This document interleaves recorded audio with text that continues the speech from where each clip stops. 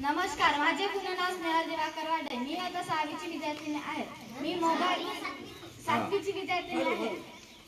मी mobile विषयी चांगली माहिती सांगणार आहे. नमस्कार, माझे पूर्ण नाव वर्षदा युवराज नावगडे. मी इयत्ता 7व्या वर्गात शिकते. मी तुम्हाला दुष्परिणामाची माहिती सांगणार आहे.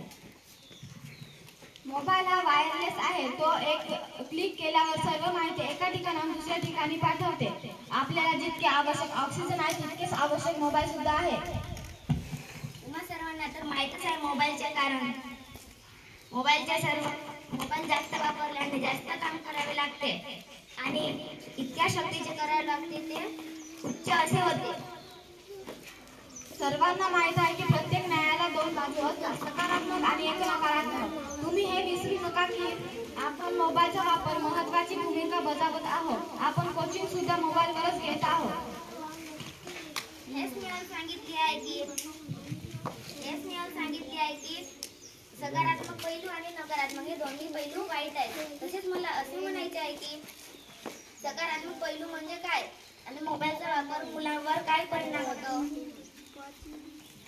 मुले शाळेत जातात पण शिक्षण कशाला लावतात. आपल्याला चांगले गुण राहण्यासाठी आपण सगळे व्यवस्था करू शकत नव्हतो. आता आपल्याला शिक्षण नाही मिळालं तर आपण मोबाईलवर अभ्यास करू शकतो. मी माझ्याशी असे बोलले की मुले जर मोबाईलवर अभ्यास केला तर शाळेची काय आवश्यकता. शाळा सुरू असताना सुद्धा मुले अभ्यास का करू शकत नाही, त्यांना का गुण मिळतात. आता मी तुम्हाला सांगितले आहे की तुम्ही तुमच्या नियंत्रणाबाहेर आहात. याचा अर्थ म्हणजे तुमची चूक आहे. तुम्ही काळजी घेऊ नका, कारण मी सुद्धा मोबाईल वापरते पण सकारात्मक आणि सीमित मध्ये वापरते.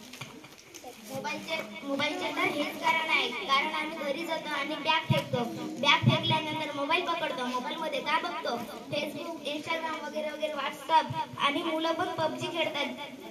याचेच कारण आहे मोबाईलचे. कारण मोबाईल मध्ये चांगल्या कामासाठी मोबाईल वापरायचे असते, वाईट कामासाठी नसते.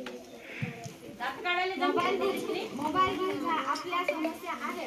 आपण मोबाईल यूज करावा पण सीमित मध्ये करावा आणि सकारात्मक करावा. धन्यवाद.